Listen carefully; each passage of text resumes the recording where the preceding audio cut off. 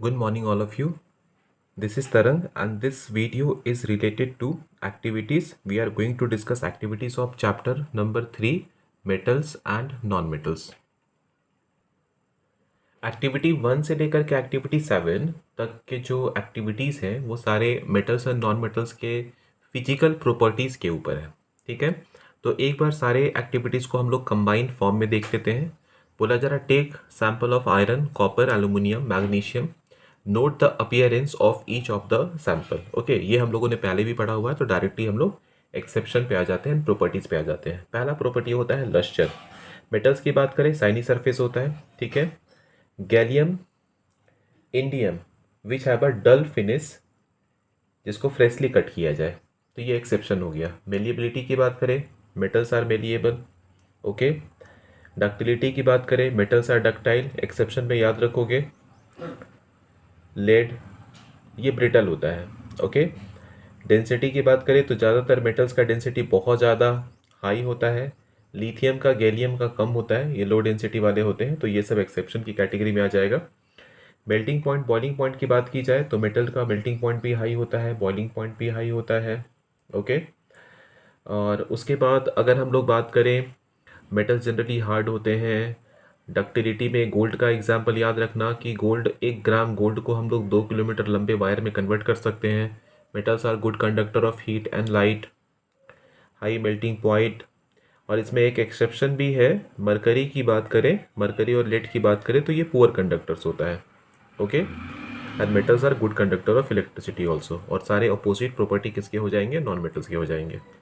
इसके बाद हम लोग एक्टिविटी 8 से स्टार्ट करते हैं। एक्टिविटी 8 से हम लोगों को केमिकल प्रॉपर्टीज देखना है। ठीक है, तो नेक्स्ट है एक्टिविटी 8। Activity number 8। ठीक है, सारे एक्सेप्शंस एक बार फिर से पढ़ लोगे, एक्सेप्शंस एग्जाम में पूछे जा सकते हैं। तो एक्टिविटी 8 में बोला जा रहा है कि अगर हम लोग मैग्नीशियम को, Mg को ऑक्सीजन के प्रेजेंस में जलाएं, जो कि हम लोगों ने फर्स्ट एक्टिविटी फर्स्ट चैप्टर में भी देखा हुआ था, तो क्या बनेगा? मैग्नीशियम ऑक्साइड बनेगा। ठीक है, इसका नेचर क्या होगा? ये बेसिक नेचर का होगा। ओके, अब बेसिक नेचर है तो इसका मतलब क्या है? ये रेड लिटमस को ब्लू में कन्वर्ट करने का कैपेसिटी रखता है।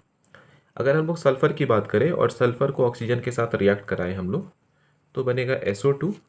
ये हो गया नॉन मेटल का ऑक्साइड। तो नॉन मेटल का ऑक्साइड ब्लू लिटमस को रेड करने का कैपेसिटी रखता है।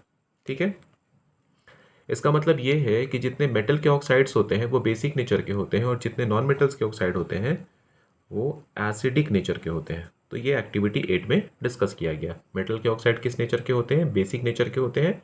और मेटल नॉन मेटल्स के जो ऑक्साइड्स होते हैं वो एसिडिक नेचर के होते हैं। बढ़ते हैं नेक्स्ट एक्टिविटी की तरफ। Next is activity 9। एक्टिविटी में बोला जा रहा है कि मेटल का कुछ सैंपल लेना है, उसे हम लोगों को जलाना है, गर्म करना है, और गर्म होने के बाद उसके सरफेस को थोड़ा ठंडा होने देना है। इसमें एक क्वेश्चन पूछा गया है, विच मेटल बर्न ईजिली। तो जितने हाईली रिएक्टिव मेटल्स होंगे वो जल्दी जलेंगे, और जो लीस्ट रिएक्टिव मेटल्स होंगे वो उनको टाइम लगेगा। ठीक है, इसमें फ्लेम के बारे में भी पूछा गया है कि फ्लेम का कलर क्या होगा। तो फ्लेम का कलर वेरी करेगा, हाईली रिएक्टिव में अलग फ्लेम होगा और लीस्ट और मॉडरेट रिएक्टिव में अलग फ्लेम होगा। एक चीज़ और पूछा गया है इसमें कि जलने के बाद अगर उसके ऊपर कोटिंग अगर दिखाई पड़ रहा है तो वो किस कलर का होगा, तो आपको बताना है कि वो डार्क कलर का बनने वाला है। ठीक है, तो जनरली अगर मान लो हम लोगों ने Cu लिया मेटल और उसे ऑक्सीजन के प्रेजेंस में गर्म करना या जलाना शुरू किया, तो कॉपर ऑक्साइड बनेगा। ठीक है, इसका कलर क्या होगा? ब्लैक कलर का होगा।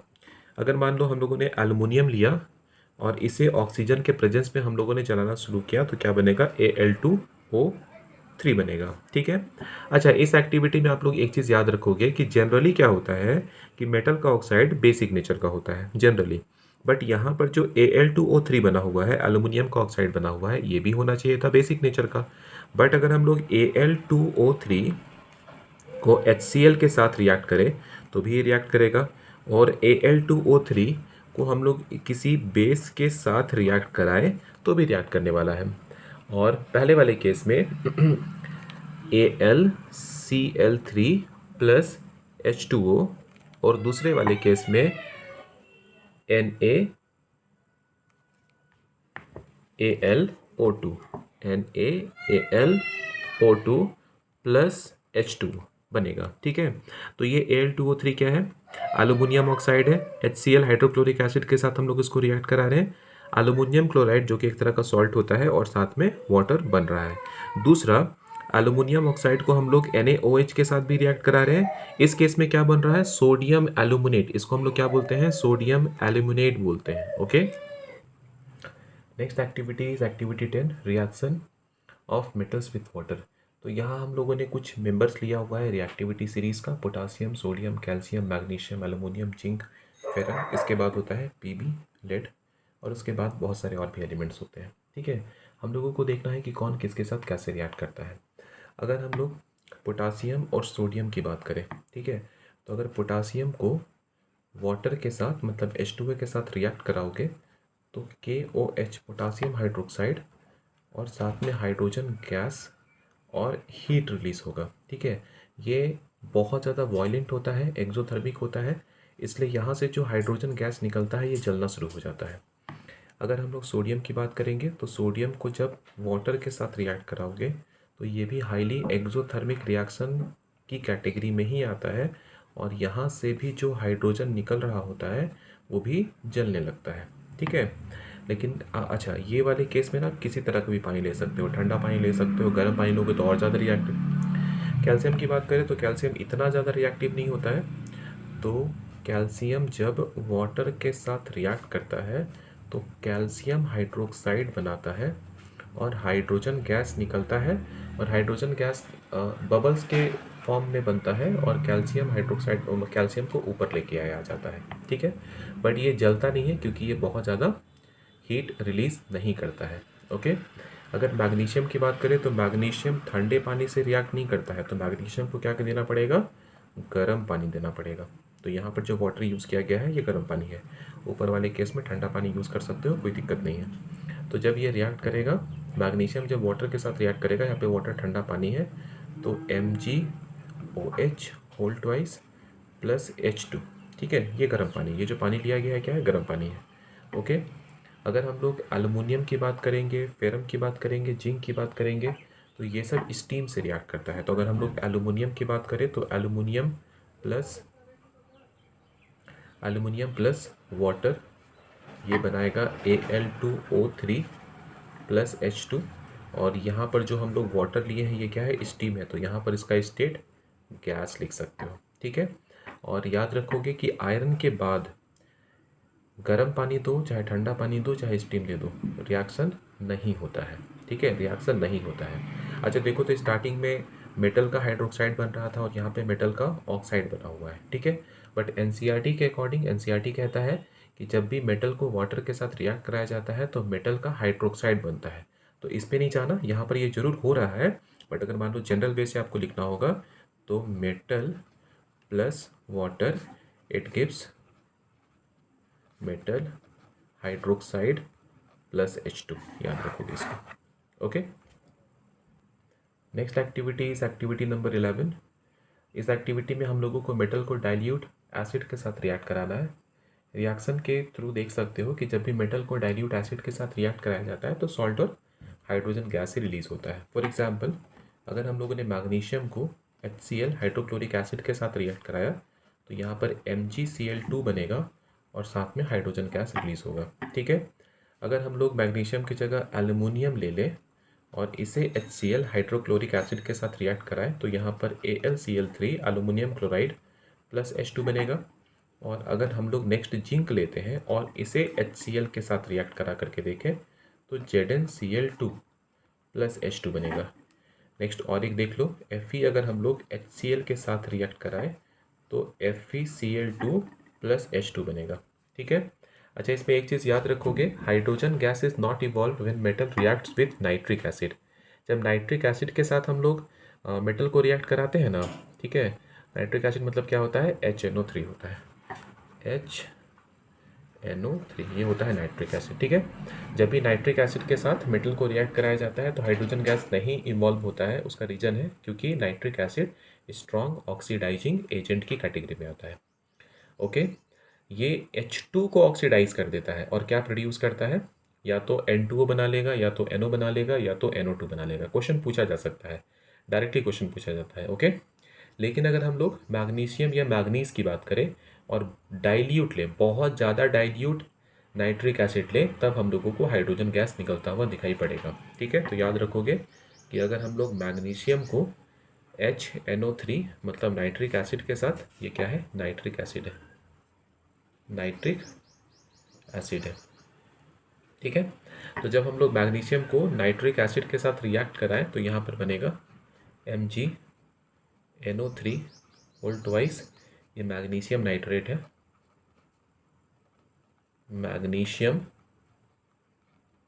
नाइट्रेट है, और साथ में हाइड्रोजन गैस रिलीज होगा। तो कंडीशन क्या है, ये HNO3 डाइल्यूट होना चाहिए, और मैग्नीज के साथ भी ये कंबाइन करता है, तो HNO3, यहाँ पर हम लोग वो सारे रिएक्शंस ले रहे हैं जो NCERT बुक में दिया हुआ है। ठीक है, NO3 whole twice plus H2, और यहाँ पर ये क्या कहलाएगा, मैग्नीज नाइट्रेट कहलाएगा,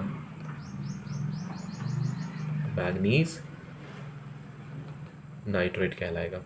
okay, next activity is 12 number, जिसमें हम लोग को देखना है मेटल क्या अदर मेटल सॉल्ट सॉल्यूशन से रिएक्ट करता है। बिल्कुल करता है, यह डिस्प्लेसमेंट रिएक्शन होता है। इसके लिए आप लोग रिएक्टिविटी सीरीज एक बार जरूर देख करके जाना, क्योंकि उसी से पता चल पाएगा कि कौन किसको डिस्प्लेस करेगा या नहीं करेगा। फॉर एग्जाम्पल, अगर हम लोग CuSO4 लेते हैं, कॉपर सल्फेट सॉल्यूशन, जो कि ब्लू कलर का होता है, ओके, और इसमें अगर हम लोग आयरन डाल दें तो थोड़ी देर के बाद इसका ब्लू कलर फेड हो जाएगा, FeSO4 बनेगा, और साथ में Cu अलग हो जाएगा। ठीक है, और यहाँ पर जो नेल्स हम लोगों ने यूज़ किया गया है, मान लो कि आयरन नेल्स हम लोगों ने यूज़ किया था, तो यहाँ जो आयरन नेल्स है वो ब्राउन कलर का हो जाएगा।